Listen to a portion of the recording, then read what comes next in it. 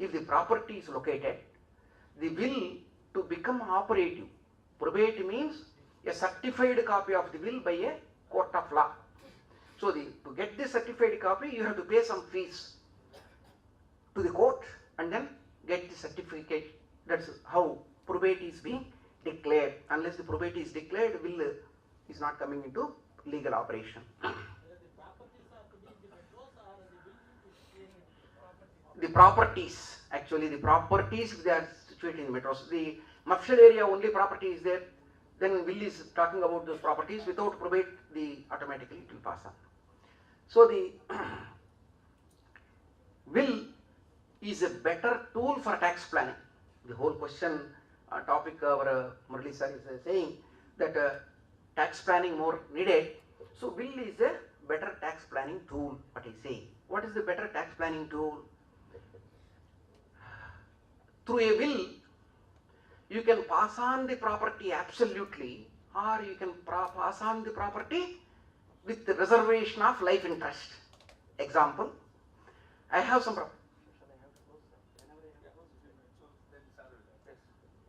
So the absolute crossing on the property means, after my death, my son one will take the house property number 1 as an absolute owner. He will get the right to deal with it as he likes, gift, sale, mortgage, etc., etc. Then absolute. If it is a conditional one, how it should be done? If I say, after my death, my wife will have the life interest in that house one, and after the death of my wife only, my son will get the full ownership. That means my wife has got only the right of enjoyment. Any movable property is having 2 rights: ownership right, enjoyment right. So my wife is having the enjoyment right, and my son will have the ownership right. But if they want to sell, both of them together they can sell. Generally, no purchaser will purchase a part of the right of the movable property. If both of them sell, who has to admit the capital gains? Who has to admit the capital gains means both of they have to admit the capital gains. How to admit the capital gains? Her life interest based on her age, valuation rules of the wealth tax will give the income of the property and her age. A table is there. So you will arrive her capital cost, that is the value, and the remaining thing from the market value of that house is my son's right. Now the sale consideration in the same proportion, you arrive the capital gains. So this is a planning if you want to do by chance, provided they agree. So that's how through will, if you say for example, children are having disproportionate assets, you can set right equal assets, equal income if you have. So one of the important things is section 109 capital A of the Companies Act. What is that section 109A of the Companies Act? Nomination versus will. Which will prevail? For LIC policies, bank deposits, shares, nomination facility is there. So nomination per se is only an interregnum arrangement, temporary arrangement. Yes, sir. Nominee is only a trustee as per law. Nominee is not the real owner. Nominee is not going to get bequeathed the total ownership of the property. So for this rule of nomination is not permanent, the exception is there in the Companies Act, section 109 capital A. That exception is, as so long as the person deceased is the owner of any shares or debentures of a limited company, on the death of that owner, whoever he nominates, nominee is the permanent owner of those shares and debentures. This is an exception. So general rule is, nominee is only a temporary owner, means a trustee of that property, means the nominee should see that the property will go to the proper persons. So the succession or a will. So the nominee, I will give you an example. I have bank deposits, I have limited company shares, both 1 crore, 1 crore. I wrote a will that, before writing the will, I nominated for bank deposits my son, I nominated my daughter for the shares. Nomination is given. Even that nomination can be a number of times changed, just like a will, for that matter. So I nominated my son for the bank deposits. I nominated my daughter for the shares. But after 1 year, I changed my mind. I wrote a will saying my daughter will inherit the deposits, shares will be inherited by my son. Then I died. To whom the properties will go? To the respective people? No is the answer. As far as the bank deposits are concerned, though first I nominated my son, in the will what I said? My daughter will get it. So bank deposit my son will receive from the bank manager and should hand over to my daughter. As far as the shares are concerned, I nominated my daughter. Subsequently, I wrote a will saying that my son will get. The 109A words are, notwithstanding anything contained in the law of succession. The words used in 109A are, notwithstanding anything contained in the law of succession laws, the nomination is final. So, there, automatically, first I... Is it 109 of the New Companies Act or the Old Companies Act? Old Companies Act 109A, sir. What is the New Companies Act? Is it there or not? I don't know. Similar section will be there, sir, because this, I don't know which section is that. So 109 is the old one. Old Companies Act 109A, not the New Companies Act, he is right. And because at that time, hundreds and thousands of applications are before the Company Law Board saying that my father died, we are 4 children. First son says to me it should go, second son says for me it should go. Out of 1,000 shares, how many they have to divide and transfer? Company has to sit in judgment and transfer to the legal heir. So much problem was there. Nomination ignored, I am the legal heir. So many applications were pending before the Company Law Board. So they have, notwithstanding the law of succession, this shall go, they have written. So that's why it is a big problem. So the Company Law Board, thinking wise, they have done these things. So that's why we should be very careful in seeing these things. So like this.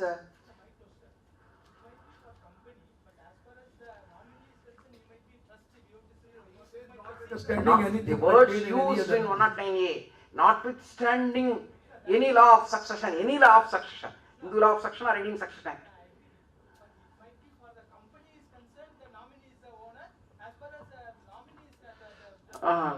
Then the right to the legatee will not come in age. So this is addition to my knowledge also. This is the last one. But I'll go and check up 109. What is the substitute section for that? No. That is also an important point. If it is there or not. Who has read Companies Act like 2013? No one has read 2013. It cannot be contested. I have seen the cases. It cannot be contested. So just for giving few minutes rest to Sri Girish Ahujaji as an interlude interrupter, I have come. Knowledge to me also. Time willing, we can discuss debate on the succession law, how better it can be tax planned. Power of attorney is given on some property, and before the power of attorney is transferred, the person dies. Automatically power of attorney will come to dig distant. Power of attorney is valid so long as the giver is alive.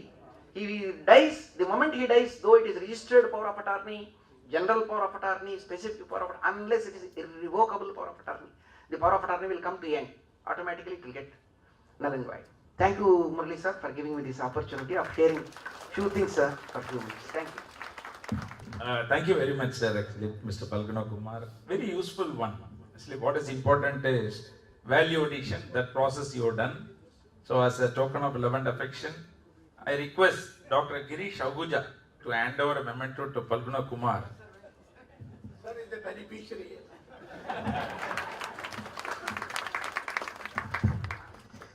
See, two things. To give you rest, so you have to give the memento. That's why I felt like, sir. And Mr. Girish Ahuja said, EOP is a big chapter.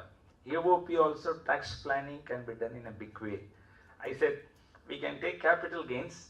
Then EOP also, if time permits, you will take it, or tomorrow you can kindly take it, because the capital gain, it is something which is applicable to all of us. So there is a lot of tax planning can be done there also. But many of the queries were 50,000, ceiling, financial year, calendar year, all those things, plural, singular, all those issues, which we normally discuss, that and all set to rest in this reinvestment part of it. So all these things we will cover. And Dr. Girish, that energy is something, it's very remarkable. I always say his presentation, Dr. Girish, his presentation to be cherished. His ideas are to be relished. If we follow, we will be nourished. Department views will be perished. Our practice will be flourished. That is the magic of Dr. Girish. So, I request you, sir, to come and unleash on the topic capital gains. Over to Dr. Girish. And before that, as a token of our love and affection, I hand over a memento.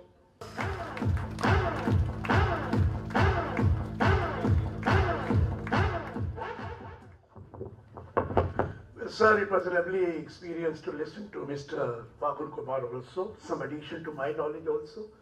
But what we are doing in the metros are, we are not having a probate because the 4% of the current value has to be given for a probate.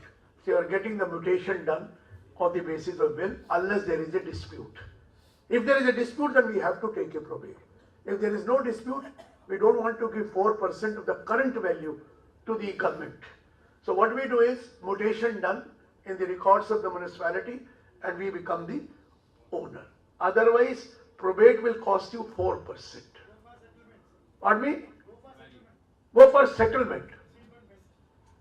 Sir, in a will, there is always a problem unless it is distributed equally to everybody. And if it is to be given equally, what is the need of a will then? There's only a will is required only for mutation purposes. Let me tell you. Otherwise, will always be challenged and you need to have a M seal for that will. Have you understood M seal? M seal, you have understood that point? That he was forcing him to write and then he did not use the M seal. Understood the point? So please always have a M seal before you go for a writing of a will. Coming back, people have not understood because they are not seeing the television also. They are busy in the chartered accountancy without seeing the advertisement, please. What I am going to talk to you is about, he says, capital gain. Let me tell you, we have misused certain sections to our advantage. And the maker or the manufacturer of that was me only, and the sufferer also is me. Because the person who had changed that, because he is known to me, he said, you have been talking about this everywhere, about section 51. Let me change the section 51 also. You know what is 51? What was 51? And it was being misused. What was 51 section of the Income Tax Act? If you receive any advance against a capital asset, normally it is property, immovable. Others, so you don't get any advance. If you receive an advance, and later on buyer is not willing to buy it for any reason, and that advance is forfeited. The advance is forfeited. What was the law? This forfeited amount is not taxable. It's not taxable. But this forfeited amount will be deducted from the cost of the asset whenever in future I sell it. If I sell it, if I don't want to sell it, so the advance is forfeited. So every second person was taking an advance and forfeiting the amount and saying that it is forfeited. Whenever I sell, then only it is to be deducted. If I sell, then only it is to be. I have not to sell that. Or even if I sell after 8 years or 10 years, who will come to know? 6-year period is gone. So everybody was taking an advance and forfeiting the advance. And this was the entries which were done by every chartered accountant, maybe 10 entries in a month or a year. They were doing forfeiting the advance. If 10 rupee note falls down, you will see 10 times where it is going, where it is there. But you advance is forfeited, lakhs of rupees advance you give, and then you say, okay, you forfeited. No case to be filed. So the people were forfeiting the advance. Then moreover, another judgment was there, Travancore Rubber and Tea Company Limited, 243 ITR, Supreme Court judgment, where it was said, if the advance forfeited is more than the cost. What was the case? Suppose your cost of acquisition is 10 lakh, advance portion is 6 lakh. Whenever in future you sell that asset, the cost of acquisition will be 10 minus 6, 4 lakh. If at all you sell it later, 4 lakh. But suppose the advance received is 15 lakh and the cost for the acquisition was 10 lakh. What about the extra 5 lakh? It is to be deducted from cost. Yes, can cost be negative? The question is not. Travancore Rubber and Tea Company Limited decided that the balance will be treated as capital receipt, not taxable at all. So people started taking advance more than the cost also. And converting the black money into white money transfer entry. And that's why section 51 now has been substituted by section 56 subsection 2 clause IX. Section 56 to 9. What does it say? Where an advance has been received by the assessee in the course of transfer of any capital asset. During the course of transfer of capital asset, an advance is received by you, transfer of capital. And subsequently, that advance is forfeited because the transfer did not take place. It is forfeited. Two conditions.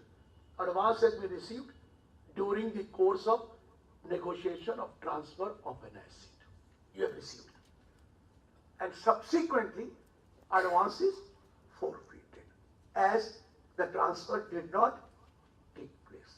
Then such amount shall be taxable under the head income from other sources. Now it is fully taxable. Whether it is less than the cost or more than the cost, it is now fully taxable. So therefore, section 51 has also been amended that if it is taxed under 56(2)(9), it will not be deducted from the cost. But if you have taken the advance before that, it is continued to have section 51 because it will be reduced from your cost. So now nobody is forfeiting the advance. Now nobody is forfeiting the advance because what is the point of forfeiting the advance? It is going to be taxed at the rate applicable to the assessee. So therefore, section 56(2)(9). Since they had changed section 56(2)(9), it is a capital receipt. Advance is a capital receipt. They had to change section 2 clause 24 also. That is meaning of the word income. And they have said any amount referred to in section 56(2) clause 9 shall be also treated as income. That's why these two sections have been written. Section 2 clause 24 talks about income includes. Income includes. Sir, I have used the word section 2 clause 24. I have not used the word subsection 24. But you go to the courts, they will say section 2 subsection 24. Because we have been told after a section there is always a subsection. But this is absolutely wrong. There are certain sections in income tax where after the section it is clause and not subsection. It is clause, not the subsection. But we have read from the ages that section, there is subsection. After the subsection, there is a clause. But in income tax, this is absolutely wrong. What is it? There are certain sections which are common section. The heading is common section. The generic section. Generic section. Normally, whenever there is a subsection, it will talk about the main section. Am I right or wrong? But let's say section 2, definition. Is there any one definition given? No. There are different definitions given under section 2. So section 2 is a generic section. So section 2 does not have subsection. It has only clause. Each clause is important. Each set of definition is important. So therefore, it is not subsection. That's why I use the word section 2 clause 24. You may not say that he does not know income tax. He's talking about clause, it should be subsection. Section 2 clause 31, meaning of person. Section 2 clause 7, meaning of the word assessee. Section 2 clause 9, so it's meaning of the person, assessment year. Section 2 clause 45, meaning of the word total. These are clauses. These are not subsection. Section 10. Incomes which do not form part of the total income. Is it one income which is exempt? There are so many incomes which are exempt under section 10. So section 10 is a generic section. Its heading is common, income which do not form part of total income. Therefore, section 10 does not have subsection. It has only clauses. Section 10 clause I1, agricultural income. Section 10 clause 2, share of profit from the HUF. Section 10 clause 2A, share of profit of the firm. Section 10 clause 10, gratuity. These are clauses. You must have said, first time heard. Yes, first time heard. Because nobody reads the Income Tax Act. Section 10, section 16, deduction from gross salary. It does not have subsection. It has clauses. Section 16, clause 2I, entertainment allowance. Section 16, clause 3I, tax on employment. Section 24, deduction from gross annual value, does not have subsection. It has clause A, standard deduction. It has clause B, interest on money borrowed. So therefore, there are many sections in income tax which does not have subsection. So I'll be using clauses. You may use it as subsection. I'm not bothered, but the word is clause, right? This is one change which has taken place. Now if you forfeit the advance which you have received during the course of transfer of capital asset, it will be treated as income under the head other sources and taxable in your hand. It is taxable. So there is what is the point now of forfeiting the advance when it is taxable. Clear? Next stage.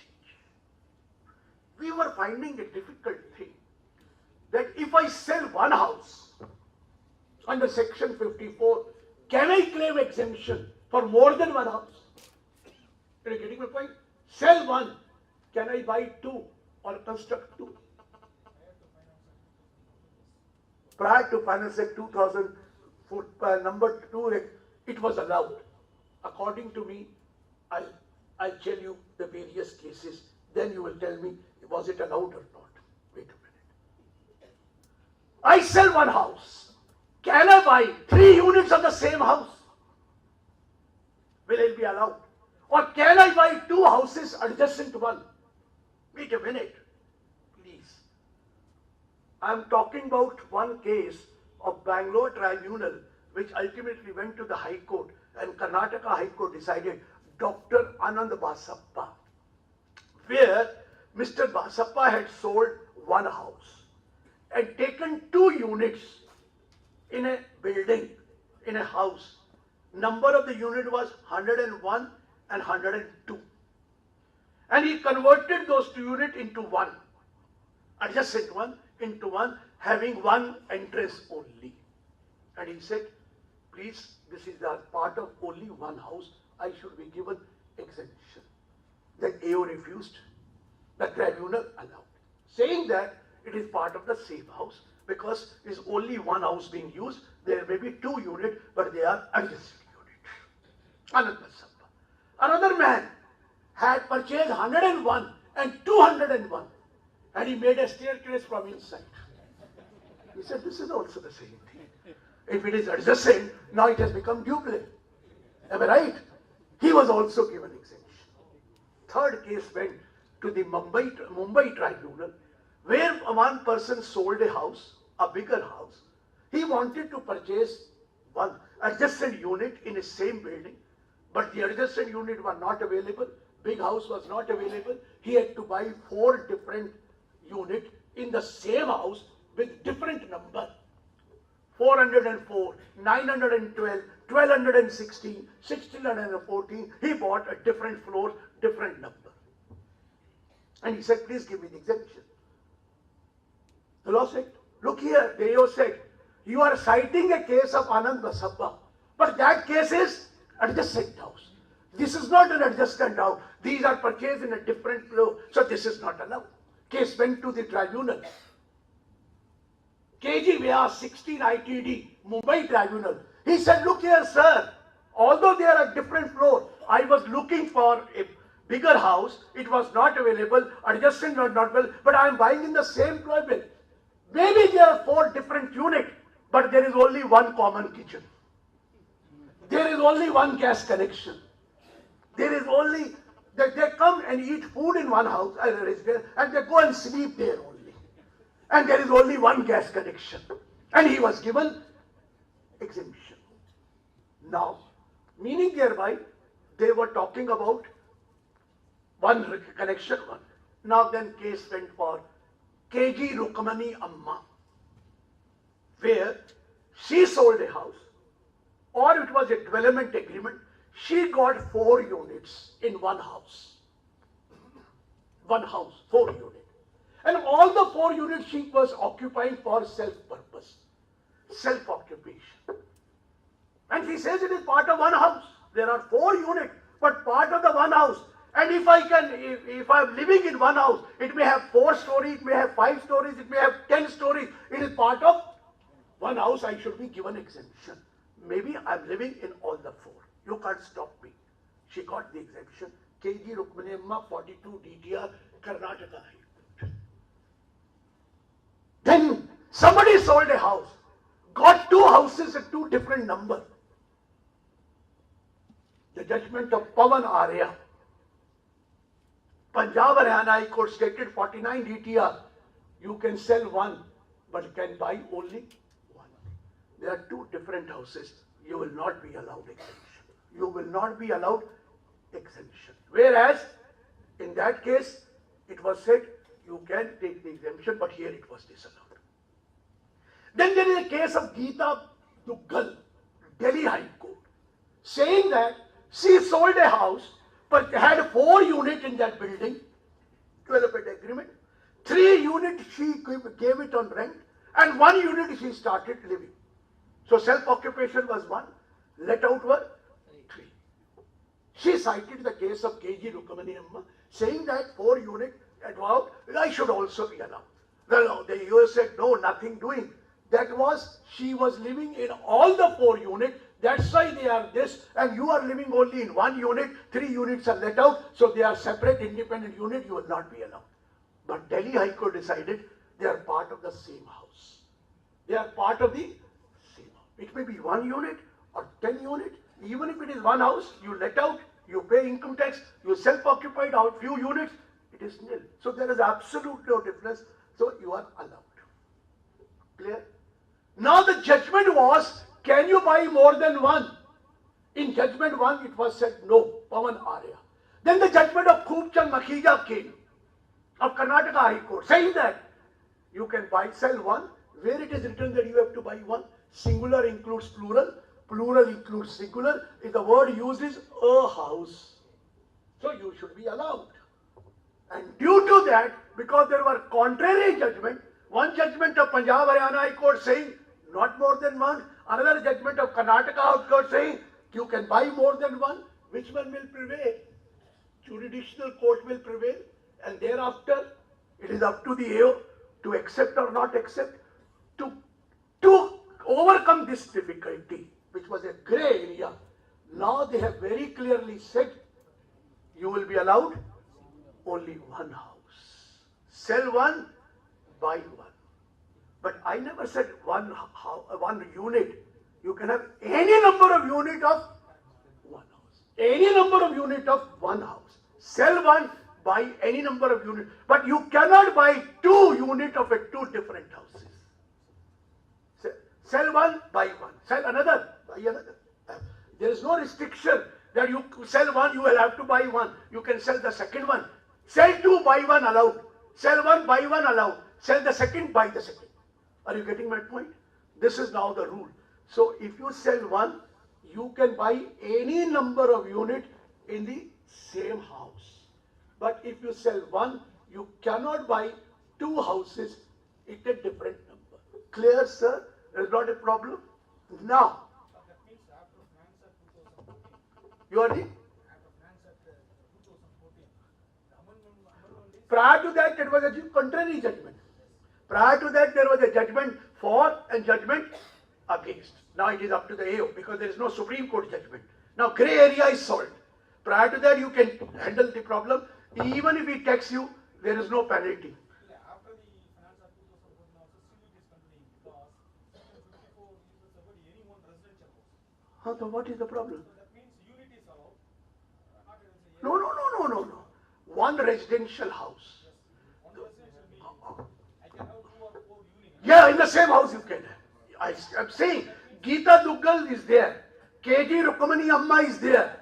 But Pawan Arya and Khubchand Makhija gone. Am I right? Pawan Arya, Khubchand Makhija gone. But a number of units in the same house, there is absolutely no problem. Pardon me? Any number of kitchens, sir. Because there is a number, they are unit of part of. I told you 3 houses are let and 1 house is living. She is living. Geeta Duggal. Still it is allowed. He says all the 4 units are part of 1.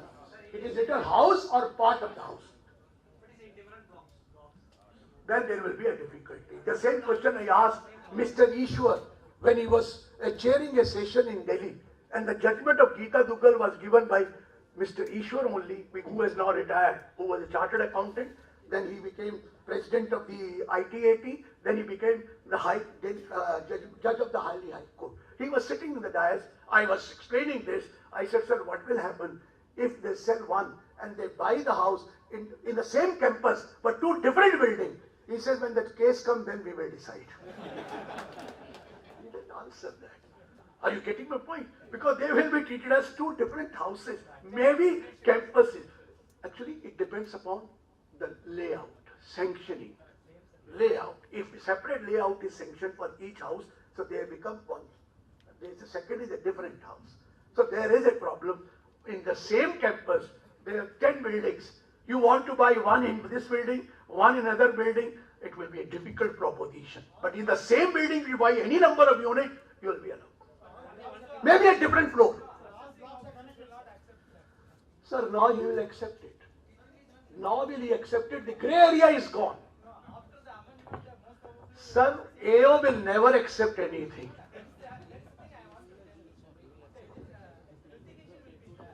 For what? Sir, Geeta Duggal judgment is very clearly saying unit of the same house is 1 house. Is it house or part of the house? If I sell 1 unit of the house, wait, I have a house which consists of 4 units. I have already a house which consists of 4 units. I don't sell all the unit. I sell 1 unit. Then can I buy another house? You will say yes. Second time I sell the second unit. Will I be allowed or not? Then why you are allowed? You are taking each unit as a 1, but you are taking a house different. If I sell 1 house and take full house which has 5 units in that house, are you allowing me or not? I sell 1 house and the another building has 5 units and I purchase all the 5 units. Will you allow me 1 or you will allow me 5? Answer me. Is it a house or not? 1 house. No, the word is house or a part of the house. No, the word used is house or part of the house. But that is causing confusion. No, it is a house. 6 floor, 7 floor building is a house. If Mukesh Ambani can live in 27 story building, why can't I live in 3-story building?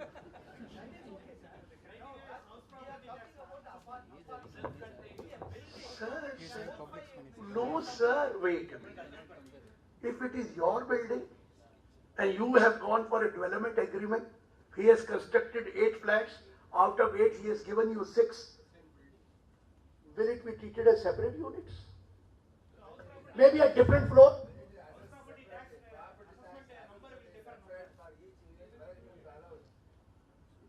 Now what is he saying? That if it is under the municipal tax, there is a separate unit shown, then you will say it is a separate unit. But if it is combined, it will be not treated as separate unit. You all want to say that? Sir, this is the judgment given by High Court, not by me. But municipal will not assess it as one unit. They will be assessing it differently. That is one more. Who said that? Who said that? If you have a house with the 6 units, is it how each unit is taxed or all the 6 are taxed together? No, it is up to you. If you want to show separate unit, you can be done separately. Owner is 1, units are 6. That is correct. That is one assessment will be there. In a building, there are 100 apartments is there. He has purchased 6 and he is saying that it is 1. But municipality will assess as 6. Sir. You are now coming up to the Apartment Act. You are coming under the Apartment Act. I'm not coming under the Apartment Act. I'm coming out to the house, not the apartments. The question of apartment becomes little different. Please, in apartment, you are a owner of each one with the portion of land. With the portion of land. You are the part owner of the land. In a house, you are the owner of the land for the full 4 units. That question may come into problem. Otherwise, it is. 100%, what you are telling 100% accepted, sir. No problem with that. But our understanding in Madras is different. See, he is telling, suppose if there are 4 flats in one floor, even assuming that there will be different kitchen, it's a self-contained units. Suppose municipal thing, instead of putting 4 flats, 1, 2, 3, 4, they will say 1, 1A, 1B, 1C, 1D. Entire floor will be taken by the owner normally. No, even the floor wise, vertical also. Vertical also you can put it. Horizontal actually. or vertical, I But have at no least problem. in the case of vertical, there will be only one usage because one family will be living, brothers or son, father, son. No, But in because Geeta Duggal, she has given it on rent. In Geeta Duggal, she had given on rent. What I am trying to say, house or part of the house, the word used in section 54 is, in one house I have 4 units. So it is my house, 4 units. If I am the owner of all the 4 units, maybe at different floor. But when you come to Apartment Act, you are coming under the Apartment Act, where you have certain act like Apartment Act. There you are become the indivisible owner. I am not talking about the Apartment Act. I am taking house. That is. One layout. You can't have a separate layout. Only one layout. Correct? Coming to the next point.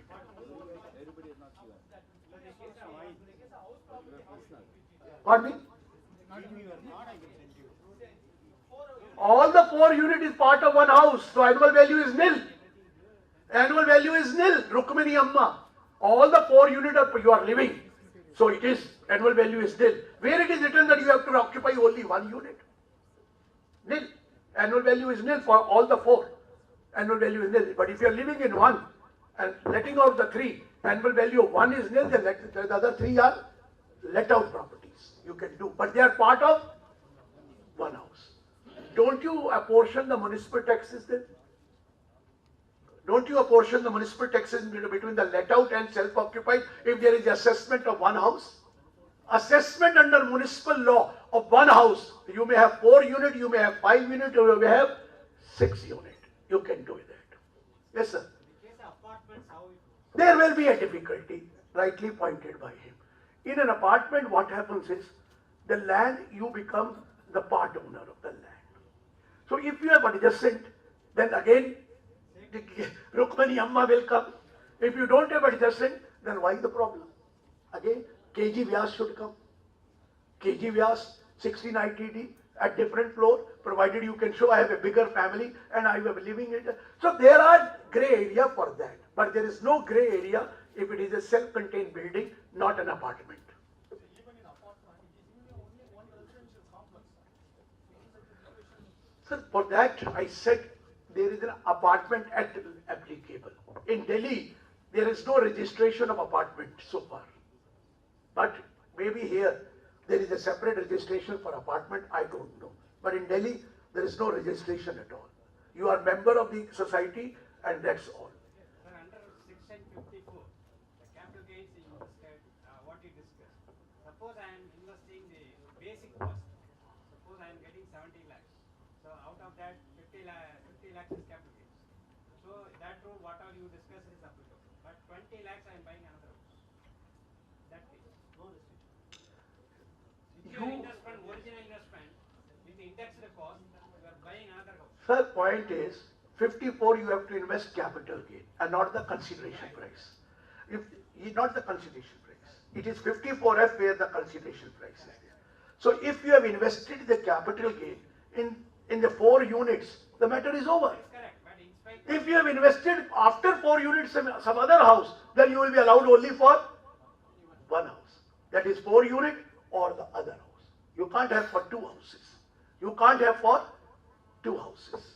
Then you can't have for 2 houses. Sell one, buy one. But buy one will be same building, all the units. if I have Other building, existing one house for me. how does it matter? Sir, 54 does not talk about existing. It is 54F which talks about you cannot have more than one house. I'm talking about 54. There is a difference between 54 and 54F. Sir, if I have 2 houses, You may have 20 houses. There is no problem in 54. The problem is only in 54F. In 54F, you don't sell a house. You sell a property other than a house. Residential house. So there is a question of 54F which you are talking about, that you cannot own more than one house on the date of transfer. But in section 54F it says, where there is a transfer of any capital asset other than a residential house property. Please note the word, other than residential house property. In 54 it is right, where there is a transfer of any residential house property and you buy another residential. So you are confusing yourself, 54 mixed up with 54F. One house question is only under 54F and not under 54. You may have 10 houses, you sell one, buy one, another house, sell one, buy one, then 3, 4. It is 54. But if you have anything else, then on the date, other than residential you sell, then you can buy only one house. And that too, you should not own more than one house on the date of transfer. So you are getting mixed up with 54 and 54. 54 is different, 54F is different. Clear? Now, you had a house in Chennai, you sell the house and buy the house in England. Earlier it was allowed. No. Judgment was Sanjeeva P. Shah, Prema P. Shah, 281 ITR Mumbai Tribunal. But there is another judgment which came, Leena J. Shah. Leena J. Shah, 6 SOT, said that no, 54 is available, 54F is not available. How come this? 54 allowed, but 54F is not allowed. What happened? The tribunal asked for explanatory statement when 54F was introduced. And when they read the explanatory statement, it was said, sell anything, buy a house in India because we have shortages of houses. So they say 54F was only for buying a house in India, but 54 never talked about buying a house in India. So judgment of Leena J. Shah was against, judgment of Sanjeeva P. Shah was favor. Thereafter thereafter Vinay Mittal judgment came. And in Vinay Mittal said, no difference between 54 and 54F. It is, you can buy outside India. And thereafter, the amendment has come because of difference. Now this says, sell a house in India, you can buy only in India. You will not be given exemption if you buy that house outside India. So this is also a new judgment of a new law which is changed both under section 54 as well as 54F. Another question was, yes sir. Commercial property Yeah. versus a residential property. In the case of commercial property, The usage is for commercial purposes. sir, it depends upon your registration and not the use. Under the registration of municipality, whatever, we have very problem in Delhi that residential can only be used for residential, commercial can only be used for commercial. You cannot do commercial activity in residential, you cannot do residential activity in commercial. So if it is registered under the municipality record residential, it is residential. You may misuse it, that is different. And if it is registered as commercial, otherwise also it is different. So we go for municipal records. What is given under the registry, that is the clear? Coming back. Another question was 54 EC. 54 EC says any long-term capital gain arising from the transfer of any capital asset to any assessee shall be exempt. Am I right? Provided the money, capital gain is invested within a period of 6 months in the specified securities. But a proviso was inserted, the maximum allowed per financial year is 50 lakh. Again, the problem arose, whether 50 lakh or can it be 1 crore if it falls in 2 financial years. The judgments were there, Rajkumar Jain against you, but judgment was there in favor of you also. To overcome that problem, now they have said only 50 lakh, whether invested in 1 year or invested in 2 financial years, it is going to be 50 lakh and not 1 crore. The matter is over. Whether it is against or favor is not a point. Point is now the law is settled. We know it. You can't buy property outside India. We know it. You can't buy more than 1 house property. We know it. We can claim exemption only to the extent of 50 lakh. They used to ask us, sir, you are saying 50 lakh. The another chartered accountant is saying you can invest up to 1 crore. You don't know. You don't read the law. Probably he is more up to date than you are. We were protecting him that this is a controversial judgment. Maybe you are allowed, maybe you are not allowed. What will happen? But now it is settled. Now he cannot say you will invest 1 crore. He also said 50 lakh. So this is the change which has taken place in whatever interest, but now it is only 50 lakh allowed under 54 EC. Clear, sir? Next point. Reggae, it was units. We had a short-term capital asset, we have long-term capital asset.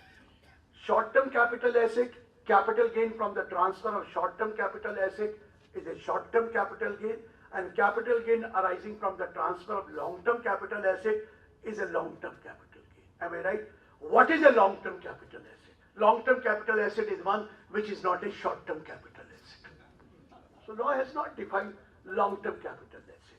Law has defined short-term capital asset under section 2 clause 42A. What was long-term capital asset? Earlier, and what is the new change? Earlier the long-term capital asset was any asset which is held for a period not more than 36 months. Held for a period not exceeding 36 months is a short-term capital asset. Held for more than 36 months, it was long-term. However, there were 4 exceptions, starting from shares of a company. Which shares? Indian company, foreign company, listed share, unlisted share. Which share? Equity share, preference share. Which share? Which share? Earlier, share of a company.